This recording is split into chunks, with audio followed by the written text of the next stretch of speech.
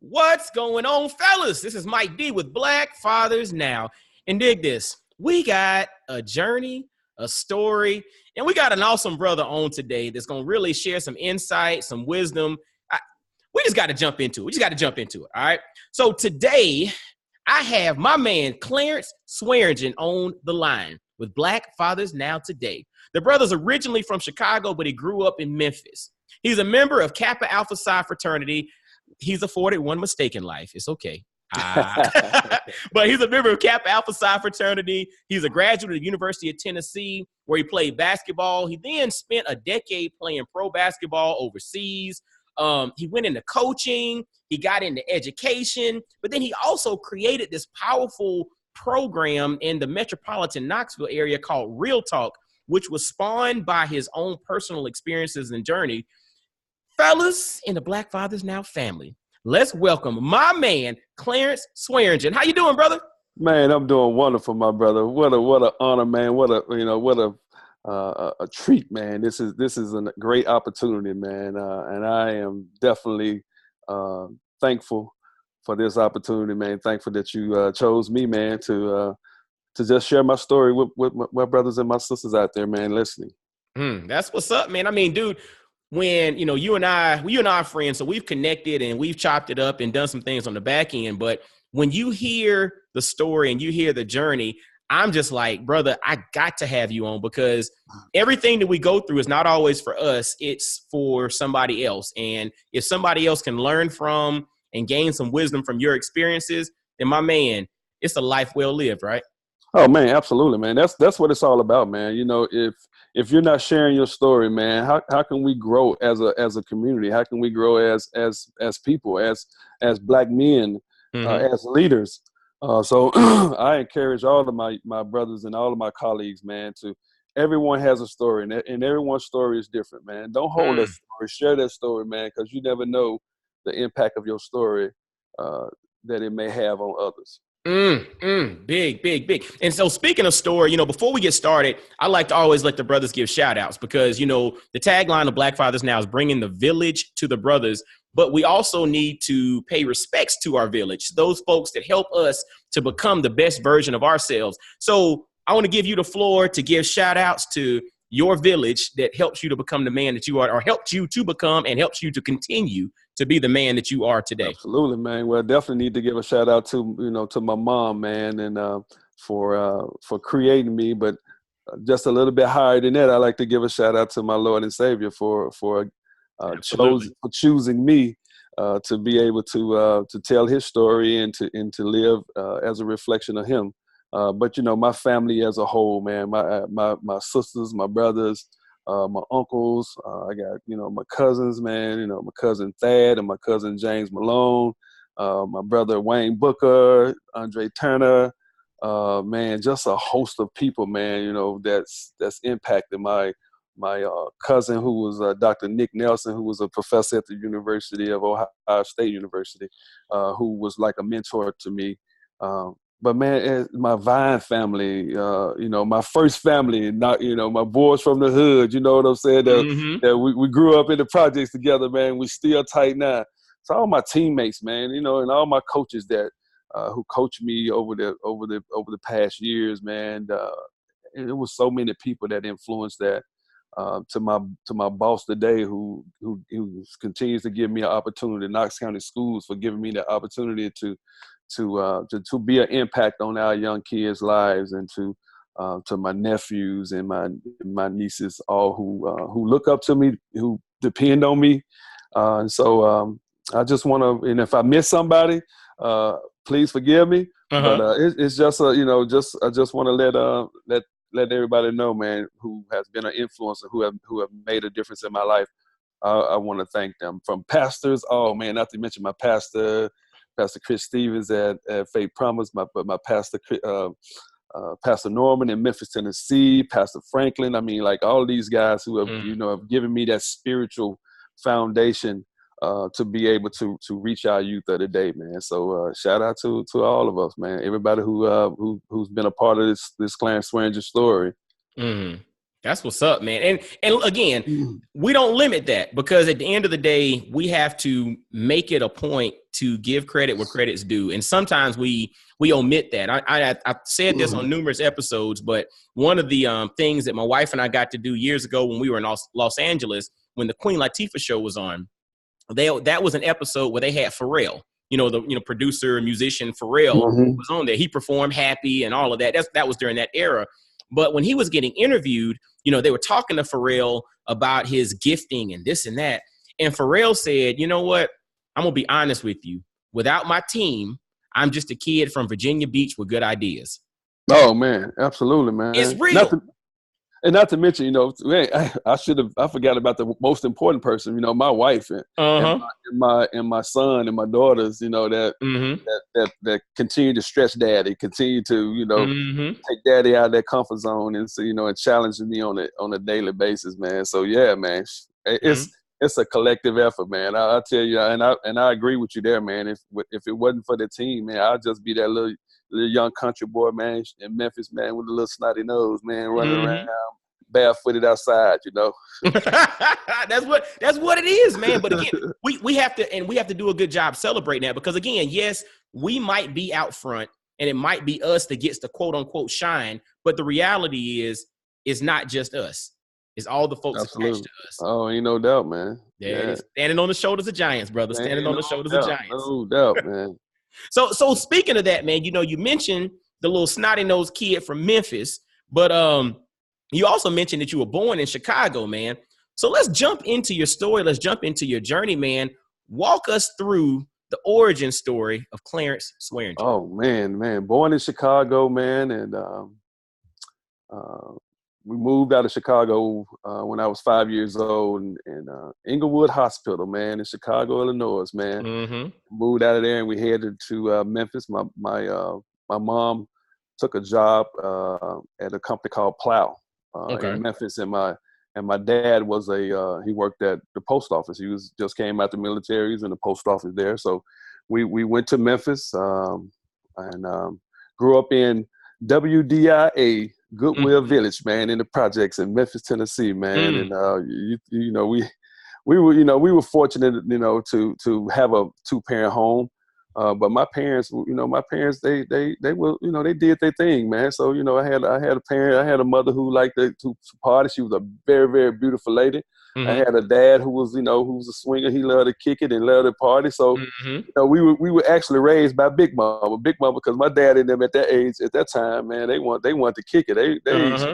They stuck us with Big Mama. They go to the dog track. They go to the casinos. They go to the horse races, and do their thing. And so Big Mama raised us, man. So we grew up where, uncles and cousins, were able to whoop your butt. You know what I'm saying? We grew up during those times where your neighbor down the street, she had the right to do that thing. So, but yeah, so we grew up like that, man. We wasn't rich, we wasn't poor. Our family, my parents did a really, really good job. They were both, somewhat educated. Neither one of them graduated from college, but, they were educated enough, man, to instill in us what's right and what's wrong. And then we got most of our raising from Big Mama, man. Big Mama was like the whole glue. That's it. She was like the queen bee. Like, when we on Sunday morning, Sunday evenings after church, everybody at Big Mama house, it'd be 100 folks in a 2-bedroom. You could throw a rock and hit the back door. So, but it was family, man. It was we grew up with a really, really strong bond, and we grew up with people supporting us, man. And that's why I do what I do now. But I went on to middle school, high school at Kingsbury High School in Memphis, Tennessee, and was fortunate enough to be good enough in basketball, man, to end up getting a scholarship at the University of Tennessee. So after I graduated in '84, I went to JUCO, went to Connors State College for 2 years because I didn't take my grades and didn't take my academics seriously. So I had to end up going to junior college for 2 years, but it was a blessing in disguise because I went to a junior college that was really strong academically. And so we went there, got my grades up, you know, and was fortunate enough to be a scholarship player at the University of Tennessee, man. Now, question. Think about UT. Now, was UT is that where you wanted to go? Was that your only option, or was that one of the ones you chose? I mean, how did that you? was one of the ones I chose. Yeah, that was one of the ones I chose, man. I was recruited by Georgia, Alabama, Providence, and Tennessee. Okay. Rick Pitino was at Providence at that time, and I bore my decision between Tennessee and Providence. Mm-hmm. And so, I said, man, you know what? If I go to Providence, my mom then won't be able to travel all the way to Rhode Island and see me often. So I decided to stay at Tennessee, man, and it was actually a good move for me, man. I got a chance to, my parents got a chance to see me on TV. They got a chance to travel. It was only a 5-hour drive from Memphis to Knoxville. So it was actually in the long run a really good move for me. But I think about that all the time. Wonder if I would have went to Providence with Rick Pitino, I probably would have been in the pros a little longer. Maybe. You never know. You never know, because he played my style of game. But I was like, you know what? I want to go to Tennessee because I want my mom and them to be able to see me on the tube, man, be able to come. So, but yeah, man, I had that nice journey, man. And after that, I had a nice run playing professional basketball. I had a brief stay with the Denver Nuggets, and then got cut, and then I went to Europe and played over there for probably about 9 or 10 years in Germany and Austria, and so came back after that, man, and I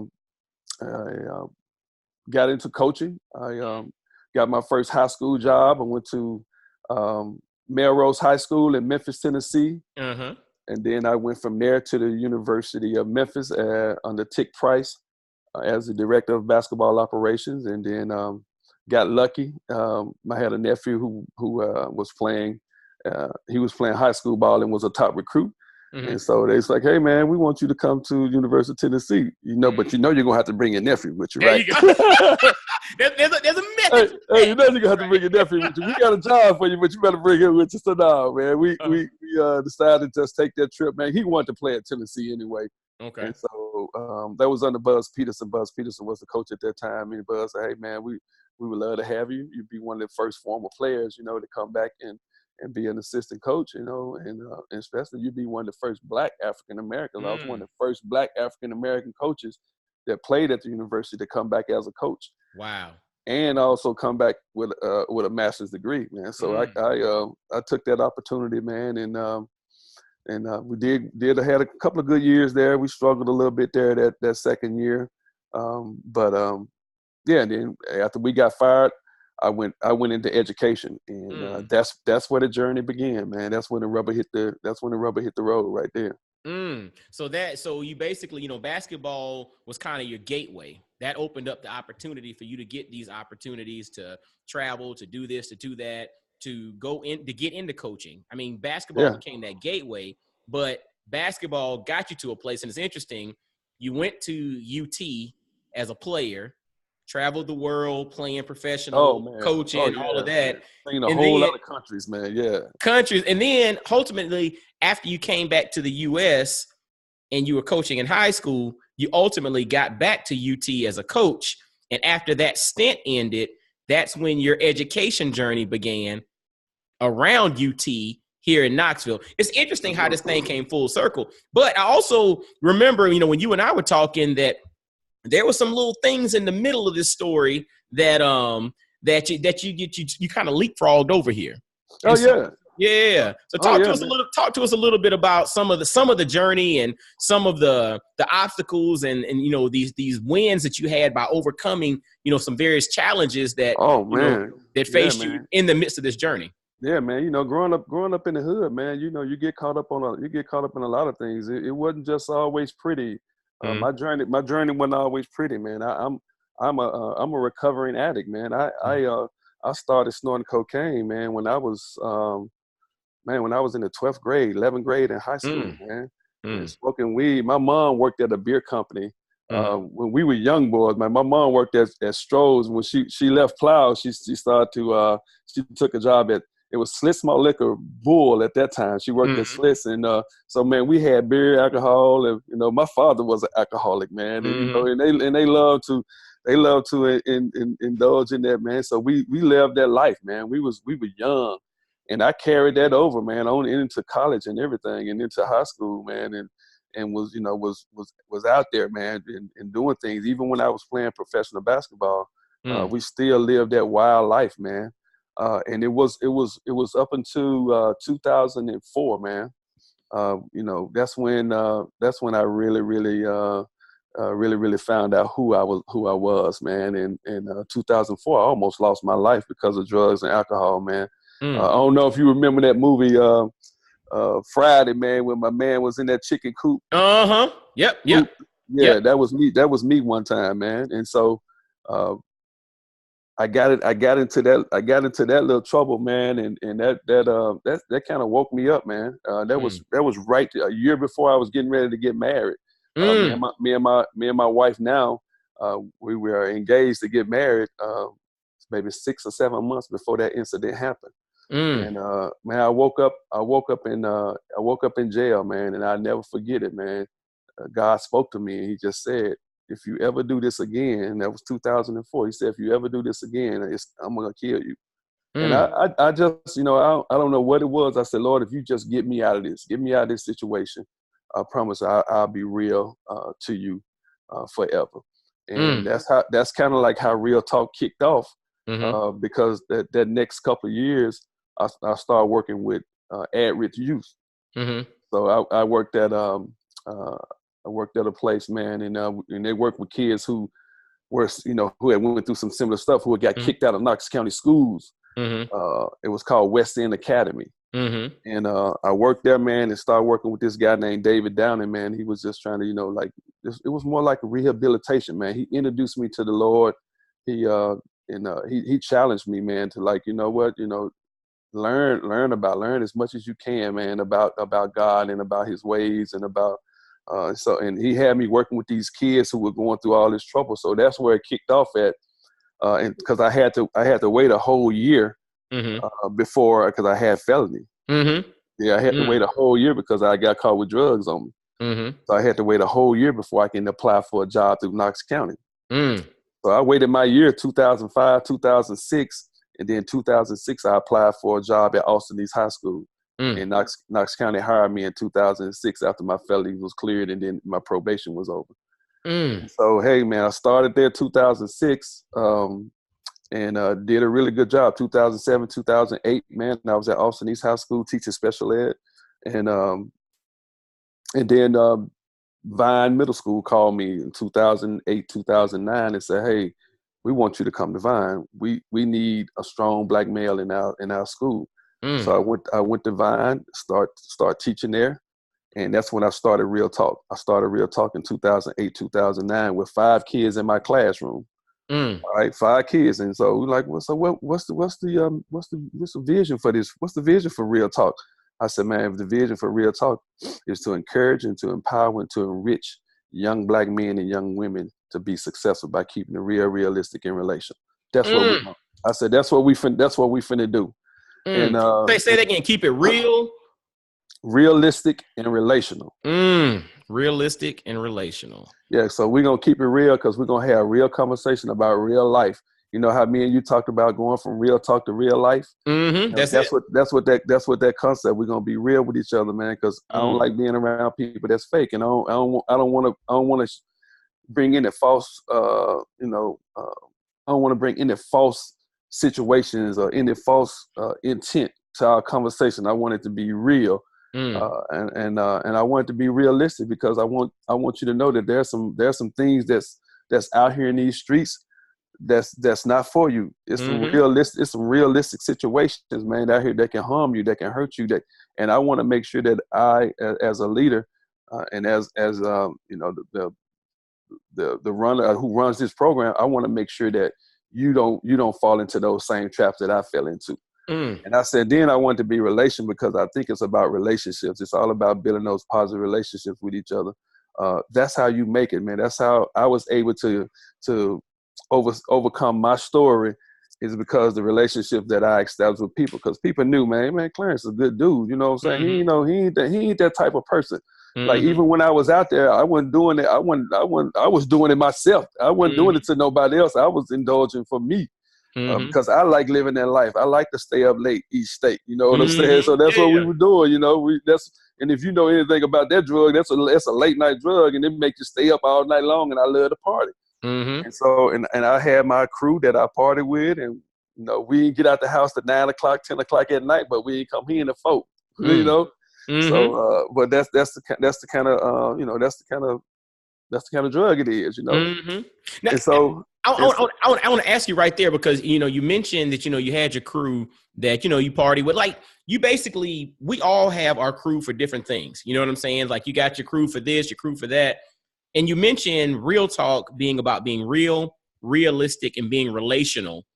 How did some of your relationships change when you made this change in 2004? Like you said, you had the crew that used to party with and all of that, because I think that's something that as brothers go through challenges in life, I've heard the concept that we've all heard the concept. You're an average of the 5 people you spend the most time with, right? no doubt, yeah. How did your relationships change? Did you come to a point in which you had to cut folks off?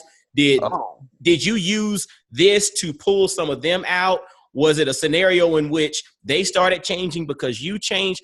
The relationship piece there, I'd love for you to kind of jump into this from a personal perspective. Like, how did your relationships change at that particular point? Man, it changed big time, because I know in order for me to move where I wanted to move in life, I had to disconnect myself away from those who I was hanging around with.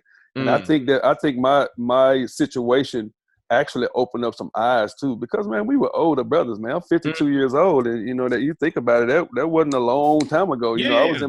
I was in my 39, maybe 40 some years old at that time, so it wasn't far away, so I think I woke up a lot of my friends too, man. Some guys that I used to hang around, and they used to tell me that. We used to joke about it too, man. I'm glad that happened to you, because you woke me up, and we needed that too, because things that you keep in the closet, man, will always come to light, man. I always tell you, you can think that the darkness won't, that the light won't hit it one day, man. Because I kept that, I was real low profile, and wasn't like nothing. I was out here, publicizing. I was really, really discreet about my stuff, but that ain't how God works. What I'm saying? God works sometimes. Hey, I need to expose you before you dispose yourself. Hold up. Say that again. I need to expose you before you dispose yourself. That's bars, fellas. I want you to hear that. That's that. I mean, when you really think about that, I need to expose you before you dispose yourself. Yeah. Like, dude, that is powerful. Yeah, man. And that's how God works. That's how God works, and so when He did that, man, it opened up the eyes for a lot of my partners, man. A lot of them that we used to kick it with. I just, they knew my journey, and then I was able to talk to them and just say, man, I got a different vision right now, man. I'm on a different mission now. And so, it wasn't no hard. I mean, we weren't out here hustling. We weren't doing it like that. We was kicking it, and we was partying. So you were using, you wasn't selling. It was like you were consuming. So it wasn't like you had an empire, and it's like the money finna run out because it was like dude, you owe me 10,000. I gave you 2 keys. No, I was out here. We was just we was partying. So for me to disconnect myself, it wasn't hard. It was more so like something that I knew I needed to do. And the crazy part about it, man, it was some of the cats that I was hanging around, man. One of them, got himself in some little trouble. It just seemed like all that stuff started to just crumble down, man. And so I was actually glad, man, that I was able to shake that, and I was glad that God, snatched me up and said, hey, I got a different vision for you, man, and this is what I want you to do. I need to expose you before you dispose yourself. I mean, brothers, I want y'all to really think about that. And one thing I also want to ask is like, so in the process of overcoming this addiction, was it something that, because, there are some people who are blessed to be able to say like, look, I never do it again, and they throw the deuces and they're done. Some people have to go through 12-step programs. Some people have to go to rehab. Some people need to do this, do that. What for you, and this is, to help, because maybe it's a brother listening that's kind of dealing with, you know, some level of addiction or the disease of addiction in some way, shape, or form. For you, were you able to just kick it by yourself, or did you have to go through a program to kind of rewire everything and kind of get things in place? Mine came from a spiritual calling, man. Wow. Mine came from a spiritual calling, man. When I told you, when I was in that cell, and man, the Lord told me, man, if you do this again, I'm gonna kill you. It was like a Holy Spirit or something, man. It was that voice, man, that I heard. And then another way that I got through that, man, is just, I started trusting in God's process. I kept myself around good people, man. Like iron sharpens iron. So I knew I stopped hanging around people that like to do drugs. That was simple as that. If you want to get away from that environment, then you got to remove yourself from that environment. So I started hanging with my wife. You know what I'm saying? I started hanging with my children. Yeah, I started hanging with people who like-minded like me. I started hanging with people who were smarter than me, who can make me a better person. Like if I continue to stay around them same people, then of course that's when you're gonna end up relapsing. You're gonna end up going back. You're gonna end up, hey, it ain't gonna hurt nothing to do a little bit. It ain't gonna hurt nothing to just get a little bit in tonight. We're gonna do just a little bit tonight. We ain't gonna do that much. No, you have to totally remove yourself from that environment in order to overcome it. And that's, brother, I mean, that's real. I mean, and the thing about it is, it's kind of like with any type of process. Usually, we know what we need to do. So, for instance, if somebody wants to get in shape, they can typically look at their plate of food and realize that I shouldn't be eating this mess, right? Almost anybody with 2 brain cells can look down and be like, I probably shouldn't eat this, but, right? And so the easy thing to do is to slide that plate away and bring something else. And so to your point, it's easy to say, yo, I'm just going to remove myself from this. But the reality is that's the solution. And the blessing is the fact that you were able to do that through this spiritual awakening that happened when God spoke to you and said, look, dude, I need to expose you before you dispose yourself. And you listened. And you were just like, I ain't ready to be thrown. I ain't ready to be disposed of. No doubt. Yeah, man. I want to be seen every day. You know what I'm saying? I ain't ready to be down. I don't want to be down below. I want to be up top. There it is. Vertical, not horizontal, brother. Yeah, man. I don't want to be laying down looking at the ceiling. You know what I'm saying? Yeah. So that's cool. Yeah, man. So and so to that point, you mentioned and you kind of led to the notion of the creation of Real Talk. So the brothers that are listening, again, you got brothers from all over the world that are listening to this. Explain what Real Talk is. You mentioned that it started or jumped off around 2008, 2009 with 5 students at Vine Middle School here in Knoxville, Tennessee.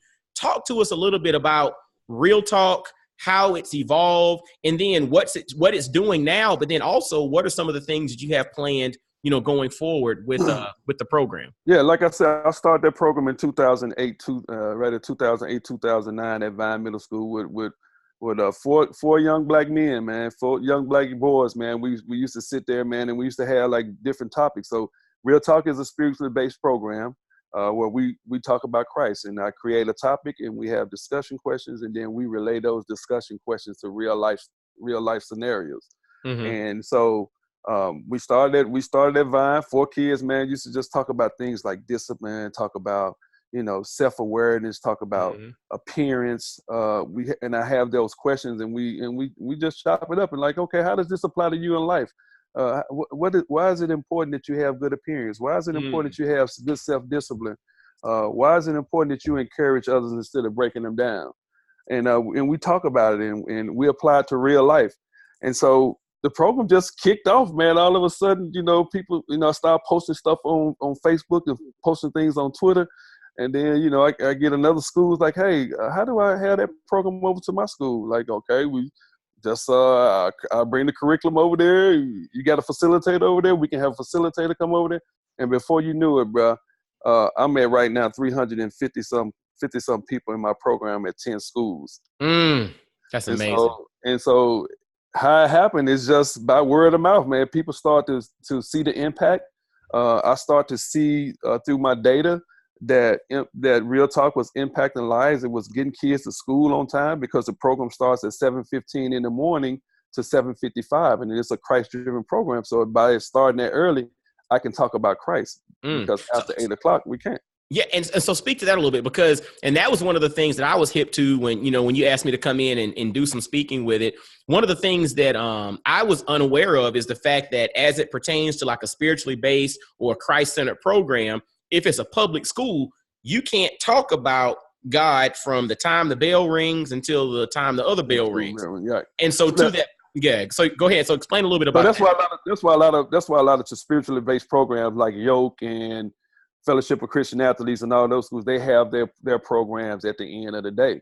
Mm-hmm. But for my program, I want to kick my day off because I believe that's the key to success.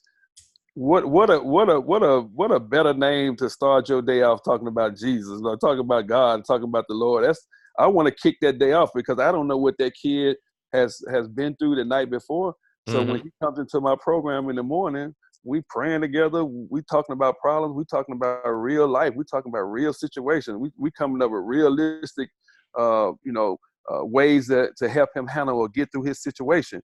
But then we're building relationships because I want that kid to be able to come to me and say, hey, what he's going through, and me as the founder of the program, I want to be able to make sure that my speakers and my facilitators be able to give those kids the right direction and like, hey man, I want to make sure that from this point on, when you leave out this program, you forgot about what you've been dealing with at home. All right, so you don't worry about your circumstances, your situation at home, because there's no problem that's bigger than our God. And so I just believe that kicking the day off right with real talk, it benefits our kids, and not only just our boys but our girls too. Now, so real talk is also, you have one, so it's for girls and for guys, or? Absolutely, yeah. Okay, absolutely, gotcha.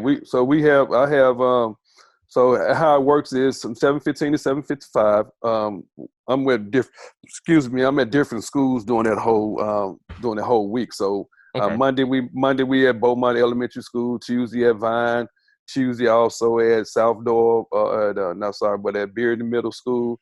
Wednesday we are at Maynard. Thursday at Green and Sarahmore Green. Friday we at Norwood Northwest, and we added Moreland Heights Elementary School this year, and then we also add Central High School this year. Give us 10 schools, man. Wow. And so each day I send guest speakers to all of those schools, and we have facilitators at all those schools. So I send my curriculum. I send my topic points. All the facilitator needs to do is just when the guest speaker comes there, give him the topic, because I've already sent the topic to all of our guest speakers prior to. Give him the topic, have the kids ready for them, and move out the way. And I asked them to capture pictures because I like to get pictures so that I can, so that we can take pictures and post those pictures on Facebook. But yeah, and on Twitter. But yeah, man. So that's kind of how it works. And at the end of the year, we have a celebration where we bring in all of our schools, and we just cook out, man. And we have a powerful guest speaker to come in, and so I just look at it like this here, Mike, man. Just trying to do my part, impacting the lives of our youth, man, to make sure that one day when I'm not around, that Real Talk stays forever, man. And we transform, we transform these kids from real talk to real life, and put them in positions that they can be successful, by keeping it real, realistic, and relational with them. Keeping it real, realistic, and relational. And you're impacting right now, or the program that you start has the potential, or it's impacting currently right now 350 kids in the metropolitan Knoxville area. And honestly, this is just a start. It has the potential to get even bigger and impact. Oh man, yeah.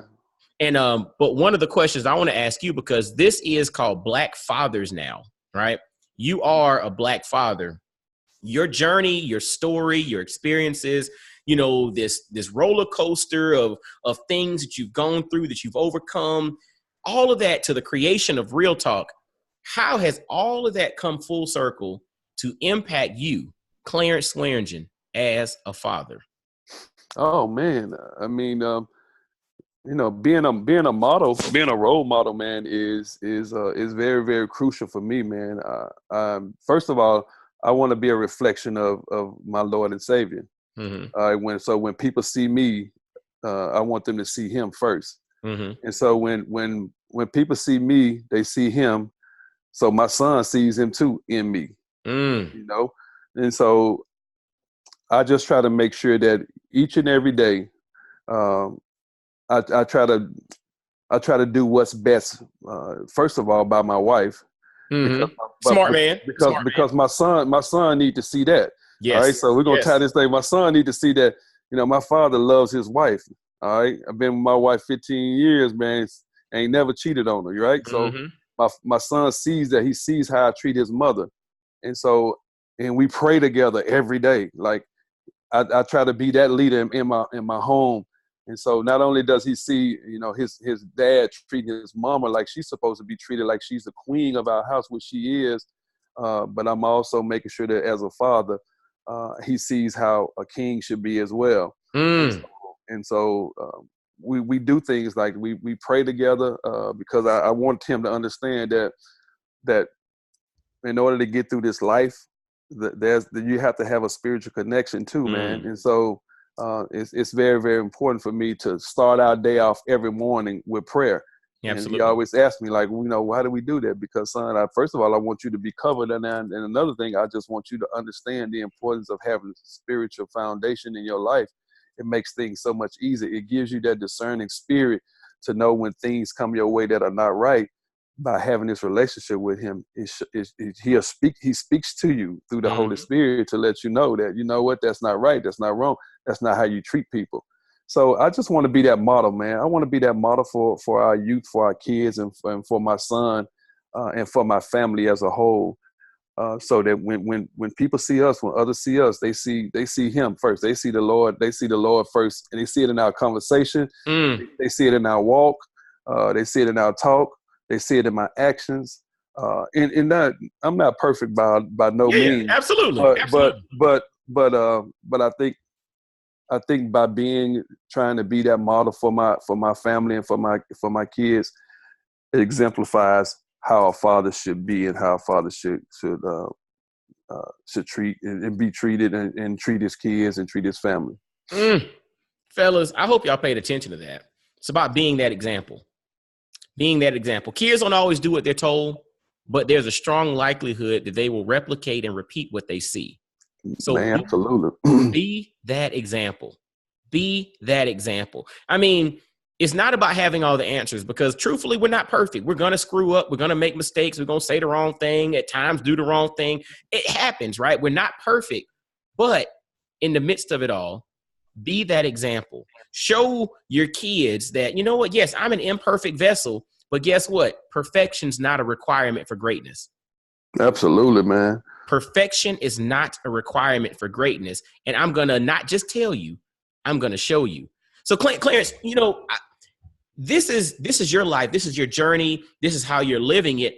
What wisdom or what bar or what thought would you like to leave with the brothers to kind of marinate on? Because this is called Black Fathers Now. So we share stories, we share journeys, but the last part after the comma, now, we also want to leave the brothers with something that they can take and apply to their life right now, because we want this to be action oriented. You know what I'm saying? I want to tell good Mm-hmm. stories. I want to share some awesome stuff, connect the brothers with you so they can hear what you got going on and support and all of that.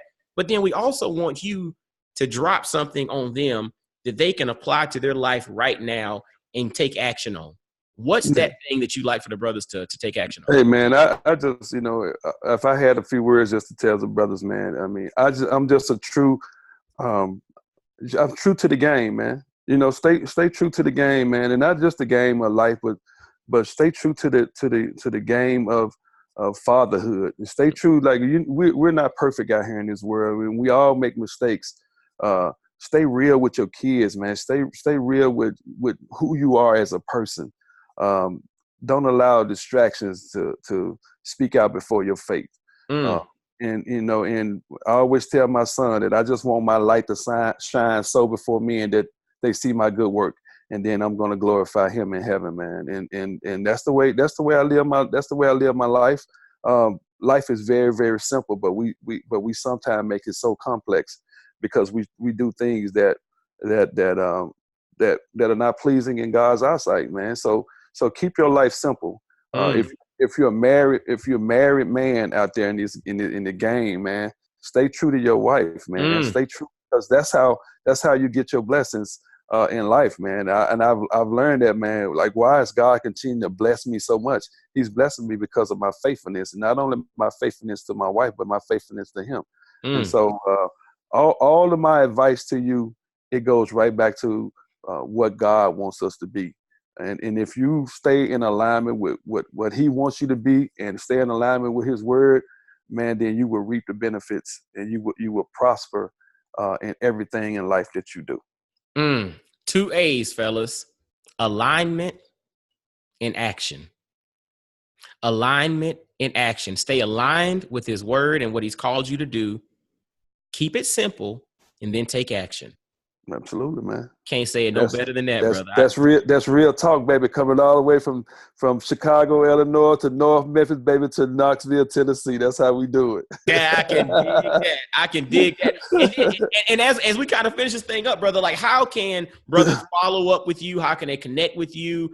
Is there any resources or whatnot in which they can come and check Yeah, out? See what's going absolutely, on? man. You can follow us at Real Talk at Vine on Twitter, Mm-hmm. and then also Real Talk Mentoring Inc. on Facebook, man. And just hook us up. Send a friend request, man. Follow us. Also, man, if you we are a 501c3 Mm-hmm. company. So if you like what you see on our webpage, we have our webpage up here in the next 2 weeks. We just launched just launching that and getting that up and running. What's you know what the website's gonna be? Uh, Not off the top of my head, but I think it's gonna. I want to say www real talk realtalkinc.com, but I'm not. Okay, I got you. Let me make sure that I'll shoot that back to you. Well, check this out, fellas. He's going. But this is going to air after that 2 week point. So once he gets back with me, I'll make sure that the website is in the show notes. So in the show notes, we'll have the connectivity on Twitter. It's at Real Talk Vine, right? Mm-hmm, mm-hmm. And then on Facebook is at Real Talk Inc. on Facebook, right?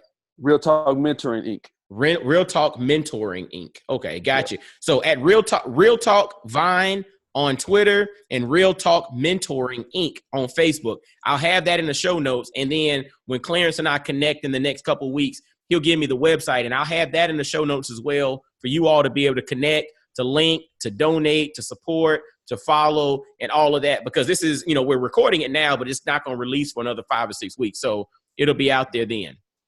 Yeah, I look forward to it, man. There's some powerful things going on, man, and I just need powerful people, man, on my team. Powerful people investing in something that's going to benefit our youth, man. So, yeah, man, let's make it happen, baby.